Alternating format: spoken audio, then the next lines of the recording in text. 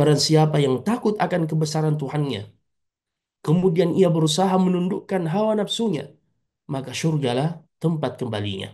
Maka dituliskan untuknya pahala yang sempurna seakan ia mengerjakan amalan itu ya seperti pada saat ia mengerjakannya dalam keadaan muqim dan dalam keadaan sehat.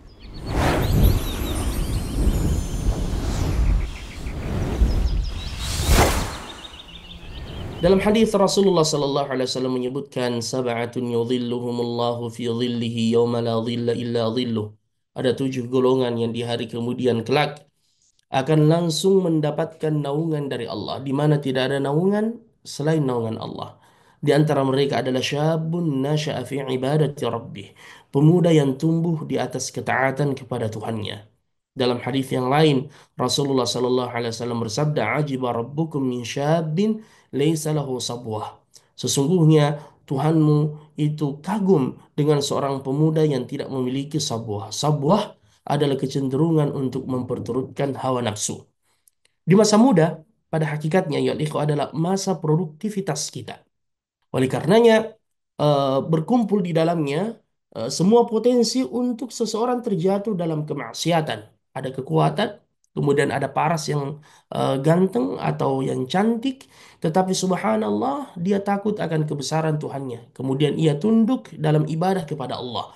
Dan ini masuk dalam firman Allah, wa amma man khafa maqama rabbih wa nahan nafsa 'anil hawa fa innal jannata hiyal ma'wa. Barang siapa yang takut akan kebesaran Tuhannya, kemudian ia berusaha menundukkan hawa nafsunya, maka syurgalah tempat kembalinya. Ya, seorang pemuda yang tumbuh di atas ketaatan kepada Allah Subhanahu wa taala, menjaga salatnya dengan baik. Kemudian dia senang menghadiri majelis-majelis ilmu dan dia berbakti kepada kedua orang tuanya dan dia senantiasa menolong orang lain, kemudian menyibukkan diri dalam hal-hal yang baik, berdakwah di jalan Allah Subhanahu wa taala dan usianya masih sangat muda atau masih belia, ya, maka ini sangat dicintai oleh Allah Subhanahu wa taala. Dan keutamaan mengisi masa muda dengan ketaatan ya disebutkan oleh Allah Subhanahu wa taala di dalam Al-Qur'an, ya walaqad khalaqnal insana fi ahsani taqwim. Sungguh kami menciptakan manusia dengan sebaik-baik penciptaan, tsumma radadnahu asfala safilin. Kemudian setelah itu dia akan kami kembalikan pada kondisi yang buruk ketika kita telah tua, kekuatan kita sudah mulai melemah, ya penglihatan kita mulai rabun, pendengaran kita sudah tidak jelas lagi, kita membutuhkan bantuan orang lain untuk berdiri, ya atau kursi roda dan seterusnya. Wa na'udzubillahi min dzalik. Ya, tetapi ayat berikutnya mengatakan illal ladzina amanu wa amilus salihat falahum ajrun ghairu mamnun.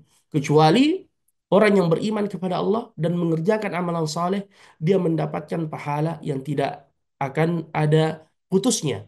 Ya, sebagian ulama menyebutkan ini berlaku bagi mereka yang membiasakan diri dalam ketaatan.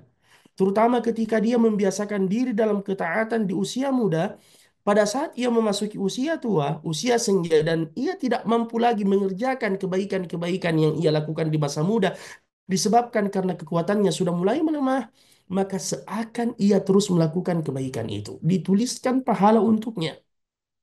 Sama dengan hadis Nabi Shallallahu Alaihi Wasallam, ya, barang siapa yang musafir, ya, melakukan safar, ya, atau dia sakit dan ia tidak melakukan amalan saleh yang ia kerjakan pada saat ia dalam keadaan mukim, ya, atau dalam kondisi sehat, maka dituliskan untuknya pahala yang sempurna seakan ia mengerjakan amalan itu, ya, seperti pada saat ia mengerjakannya dalam keadaan mukim dan dalam keadaan sehat. Ya, misalkan ada di antara kita yang musafir. Ya, orang yang safar itu boleh dia meringkas rakaat salat 4 menjadi 2 dan meninggalkan salat-salat sunnah. Tetapi ketika dia rutin mengerjakannya pada saat ia mukim, maka dituliskan pahala yang sempurna untuknya. Begitu pula pada saat ia sehat. Ia rajin berpuasa sunnah misalkan, atau rajin melakukan ibadah, ya membantu orang lain.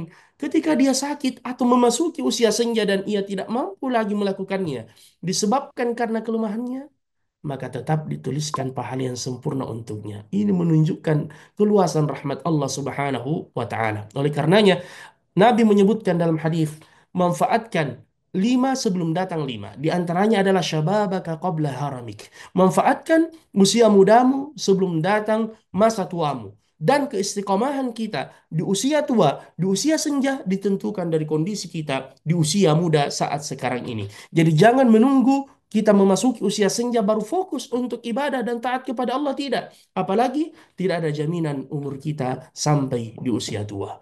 Barakallahu fikum wa jazakumullah khairan. Assalamualaikum warahmatullahi wabarakatuh.